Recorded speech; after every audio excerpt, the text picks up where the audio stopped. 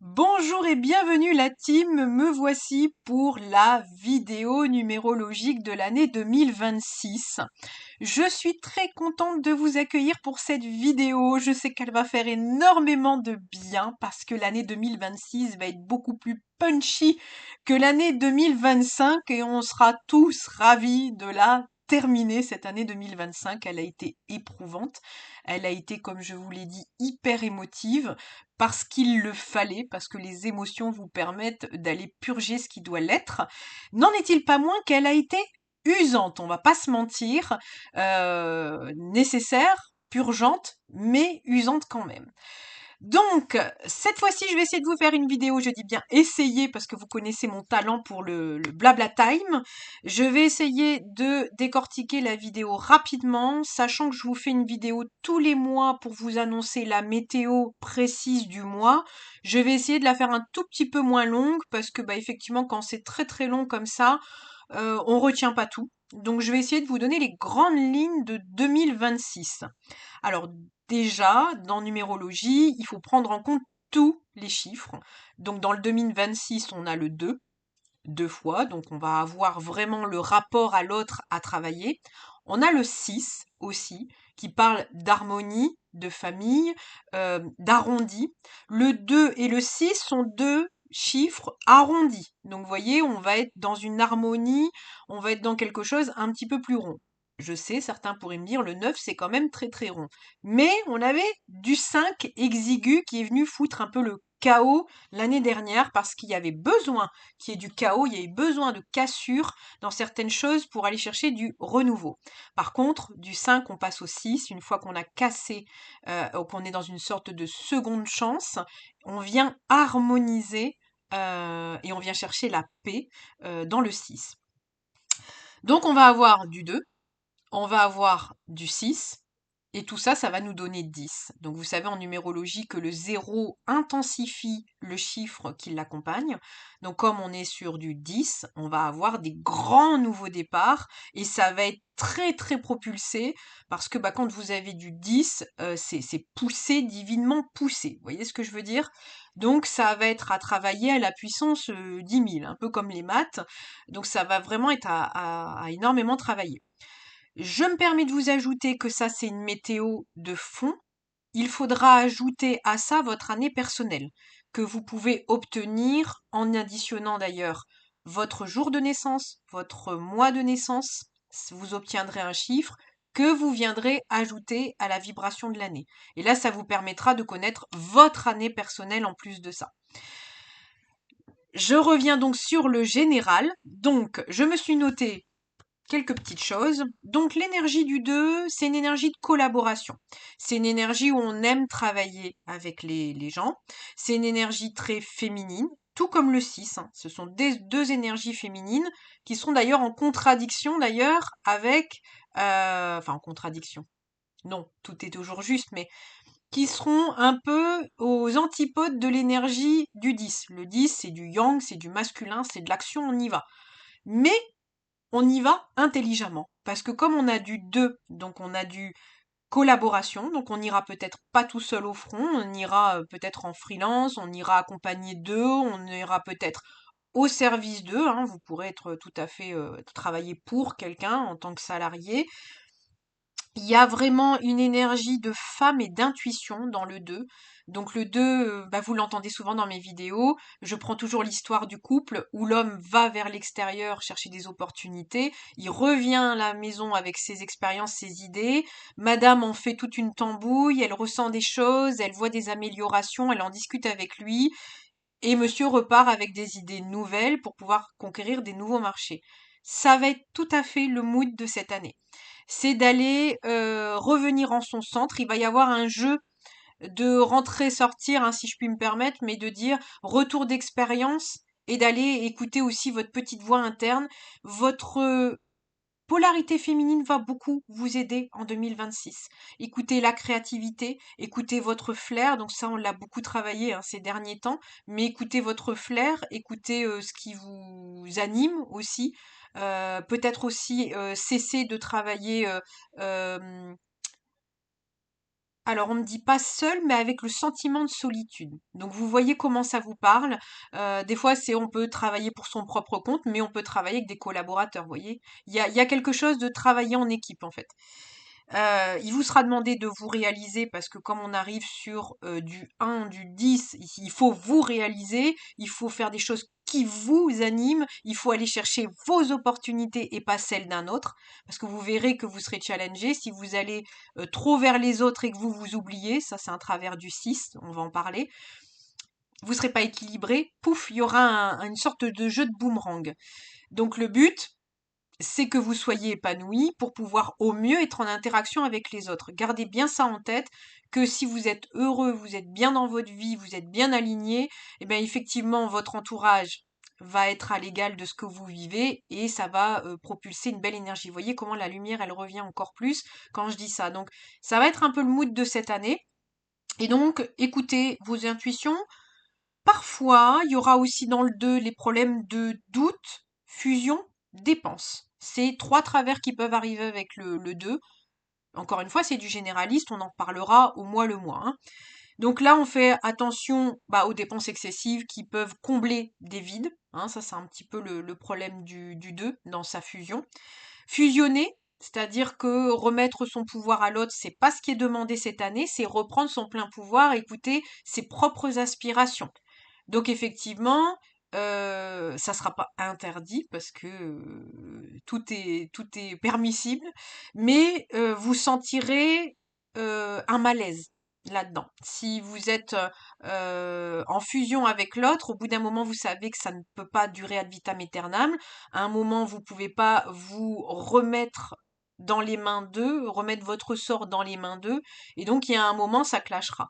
Donc ça, on fait attention aussi à garder une propre, je sais pas, on me dit du self-control, voilà, il y a quelque chose que peut-être qu'il y a un côté envahissant du 2 qui fusionne aussi. Donc laisser des limites, hein, ça sera important aussi, et puis de garder ses propres, sa propre énergie aussi et ses propres aspirations.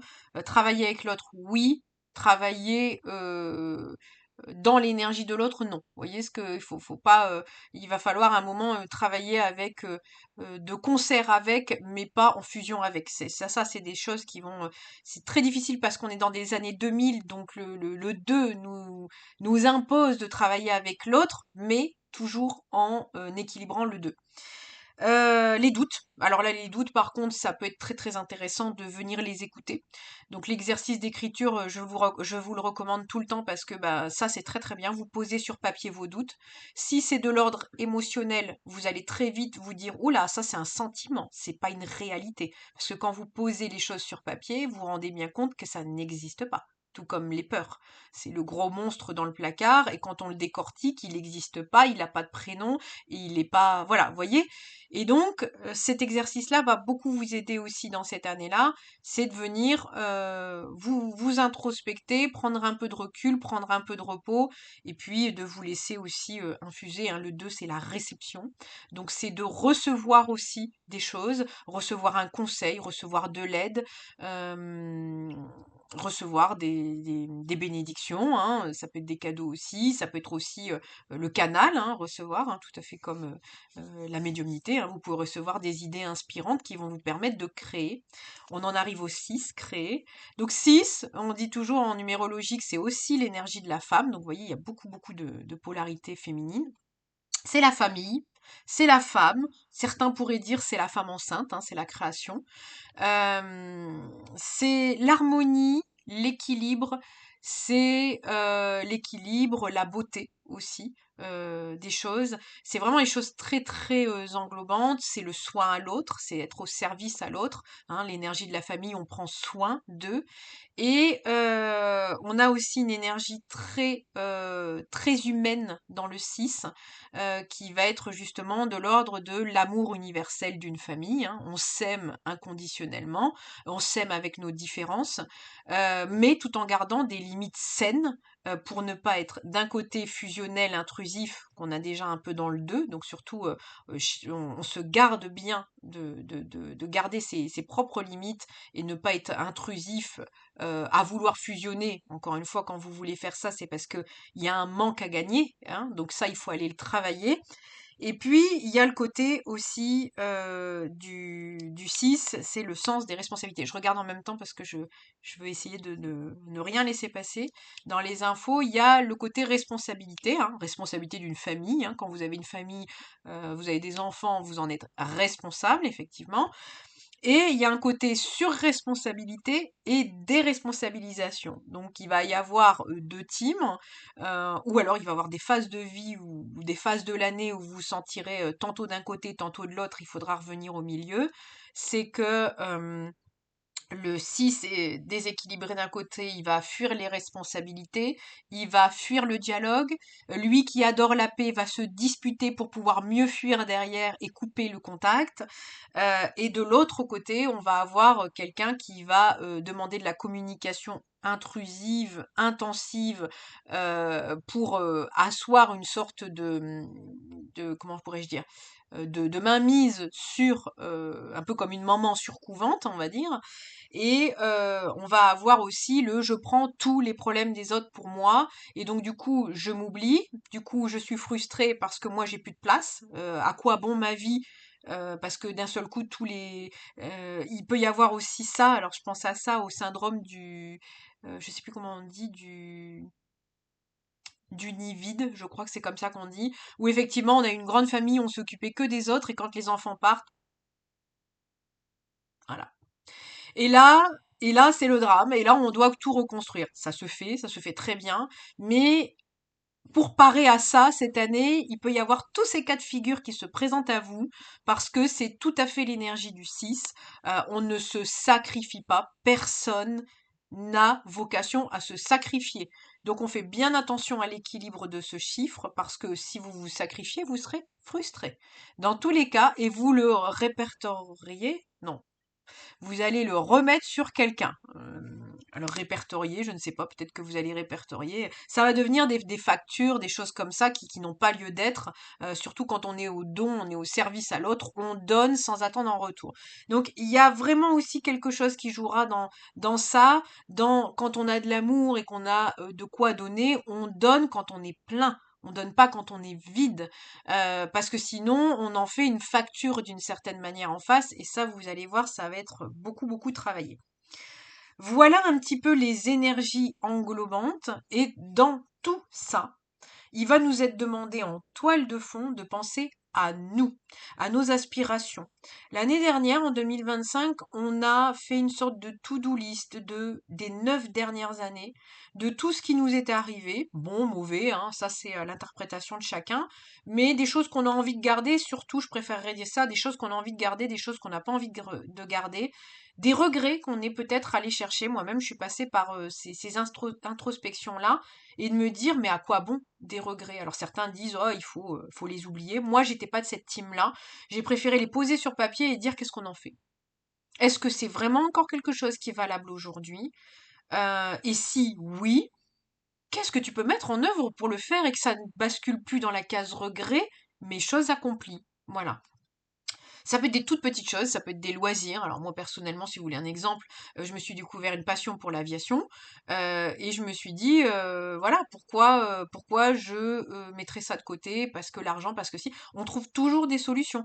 L'anglais, vous le savez, à chaque fois je bute là-dessus, et je sais très bien que c'est pareil, c'est toujours question de budget, question de temps. Je me racontais beaucoup, beaucoup, beaucoup de choses. Et il y a un moment, bah, quand on n'a plus envie que ça soit dans la case regret, on se donne les moyens de changer les choses. Et donc, ben, qui dit problème posé sur papier, dit solutions qui apparaissent. Et si vous ne les avez pas sur papier, sachez-le bien, la vie vous les amènera sur un plateau d'argent, et c'est ce qui m'est arrivé. Voilà, j'ai même pas payé ma formation d'anglais. Donc vous voyez, quand c'est cuit, c'est tout bon, ça arrive aussi sous forme d'opportunités. J'en reviens du coup à l'année 10. Allez chercher les opportunités. C'est pour ça que je vous parle de sorte de to-do list à faire. Allez m'écrire tout ce que vous souhaitez expérimenter. Maintenant, on est dans une année 1, il n'y a pas d'erreur. Vous avez tellement envie de faire ça, c'est l'expérience qui va vous dire c'est tout à fait juste et tu gardes ça pour les 9 cycles encore ou non. C'est une année de nouveau départ. Donc on peut s'improviser sur plein de choses, on peut essayer plein de choses, c'est une année d'expérience, c'est une année d'action, donc on va chercher les opportunités, on va chercher les contacts. Ça peut être aussi plein de nouveaux départs, des nouveaux amis, des nouvelles passions. Donc on y va, on expérimente, et puis après ça sera dans des moments d'expérience et d'introspection que vous allez vous dire oui, c'est tout à fait pour moi, non, voilà. Et je pense que c'est important aussi dans cette année-là de se dire bon bah on a des cycles qui reviennent, hein. C'est la chance qu'on a aussi dans nos vies, tout comme la nature nous le montre, c'est qu'on peut se réinventer tous les ans avec les saisons. Donc il n'y a pas d'erreur. C'est toujours que des leçons apprises. C'est toujours quelque chose que vous savez de plus sur vous, sur vos envies. Ce qui était vos envies d'hier ne sont pas vos envies de demain. Donc soyez aussi là-dessus, flexible, pardon. Soyez flexible là-dessus parce qu'il se peut aussi que vous ayez envie de tenter des nouvelles choses et vous vous disiez ah oui mais bon à quoi bon si ça change. Bah oui mais c'est l'impermanence de la vie et d'accepter en fait ces nouveaux départs et d'accepter que ça fera peut-être un an et ça fera peut-être pas plus. Voilà, donc c'est un beau vivier, plein d'opportunités. C'est une année où on revient aussi à l'essence, hein, ça je vous l'ai dit, hein, on revient à soi, à ce qu'on a besoin d'accomplir.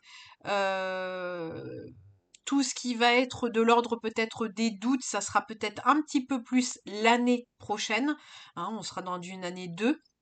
Donc surtout, allez initier plein de choses. C'est une année d'initiation, c'est une année où on va chercher aussi des nouvelles connaissances, hein. Si par exemple on s'est dit l'année dernière, bon bah moi je termine avec ça, et puis je ne sais pas, moi j'ai un projet, mais pour ce projet il me faut ça.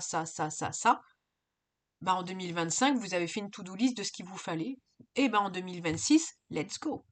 C'est vous allez chercher ça, et la vie, dès que vous irez, tel le yin, tel le yang, vous prendrez votre voiture, vous irez là, les opportunités viendront à vous. Donc ça, c'est vraiment une année magique pour ça, parce que c'est une énergie beaucoup plus rapide en 2026 que en 2025. Je m'étais dit une dernière chose. C'est tout à fait des années aussi où, pour certains cas de figure, vous avez pu perdre gros. L'année dernière, l'univers n'aime pas le vide, vous le savez. Donc, vous faites de la place et vous faites aussi beaucoup plus de place que certaines personnes, par exemple, qui n'auraient pas tout perdu. Et la magie opérera à concurrence de ce que vous avez perdu. Et ça, c'est la magie aussi des cycles. C'est que des fois, il faut mettre la terre en jachère un bon moment pour qu'elle puisse être très abondante quelques années après. Ça prend du temps. C'est des parcours de foi aussi, de se dire que si ça fait de la place, c'est que c'est juste et que tout viendra à nous. Et sans le T, sans la liaison d'ailleurs. Mais tout viendra à nous et effectivement, bah là, ça peut être des années où on repart à zéro. Mais c'est la joie aussi de repartir à zéro, repartir plus léger. Ça peut être des grands déménagements, ça peut être des maisons qui ont été vendues en 2025, ça peut être des séparations. Il y a eu beaucoup aussi de séparations, de fin de contrat de travail. Il y a beaucoup de choses comme ça et on repart sur du neuf. Donc ça peut être des nouveaux métiers, ça peut être des nouvelles villes, des nouveaux pays, ça peut être une nouvelle team qui vous accompagne, que ça soit celle qui soit sur Terre comme celle qui soit dans les cieux ou dans les autres sphères. Euh, je dis ça parce que moi-même j'expérimente ça aussi et j'ai des nouveaux guides célestes. Donc voilà, ça peut arriver aussi, hein, et finalement c'est très marrant parce que c'est très intéressant parce que ma team extérieure, mes amis, mon entourage commence à changer et ma team céleste commence à changer aussi parce qu'on évolue et c'est tout à fait normal, encore une fois. On a toujours des nouvelles versions et donc à chacune de vos nouvelles versions, bah, vous attirez votre nouvelle fréquence. Ça, c'est tout à fait de la loi de l'attraction. Voilà, et donc je termine juste là-dessus, 19 minutes, on aura quand même fait un petit bout de vidéo. On aura aussi la loi de l'attraction qui sera très importante cette année, parce que dans du 10, on est dans son essence profonde, dans des nouveaux départs, on pense à soi. Et vous savez, je vous fais ça, je vous tourne cette vidéo le 10 décembre, c'est quand même pas rien. Et en fait, quand on revient à soi, l'énergie suit l'intention. Donc en gros, l'univers va suivre vos intentions. Quand on revient à soi et on dit moi je veux ça, je veux ça, je veux ça, l'univers vous apporte les choses. Donc si vous jouez bien l'exercice, encore une fois sans oublier aussi les autres, hein, dans ce que vous demandez, il ne faut pas que ça soit aux dépens de l'autre. Je veux que lui fasse ça pour moi. Non, ça ne fonctionne pas, vous le savez. C'est je souhaite obtenir un travail comme celui-ci rémunéré autant et en travaillant dans cette ville. Ah, l'univers va vous le donner, ça n'impacte personne. En plus, ça arrangera quelqu'un qui aura besoin. L'univers saura vous mettre en reliance dans. C'est un grand conciliateur, l'univers. Hein, donc, ça vous mettra en relation avec, parce que vous vibrerez cette fréquence-là. Voilà, je vais juste terminer là-dessus en vous disant que la loi de l'attraction sera très puissante cette année si vous savez bien jouer avec ces règles-là et que vous respectez bien le fait d'être à votre service, le mettre à votre service. Et je mettrai certainement comme titre l'année de la conciliation ou réconciliation, parce qu'effectivement, quand vous revenez à vous et que vous vous nourrissez, vous êtes en harmonie avec votre entourage et avec tout le reste. C'est un peu le but de cette année, de travailler ce climat de paix, de paix générale, on va dire. Donc bien entendu, comme je vous l'explique tout le temps, il se peut que vous ayez quelques tumultes pour savoir aussi ce que vous préférez. Est-ce que vous préférez encore effectivement du tumulte ou vous préférez effectivement un peu plus de calme. Et donc on va travailler aussi des énergies un peu contraires de la surface contre la profondeur. Donc vous voyez, on va avoir aussi un petit peu ces énergies contradictoires à travailler. Le tout, c'est toujours d'équilibrer. Voilà, je vous laisse là-dessus. Je vous souhaite une très très belle année. Et moi, de toute manière, vous savez, tous les mois, vous me voyez pour la météo mensuelle numérologique de 2026.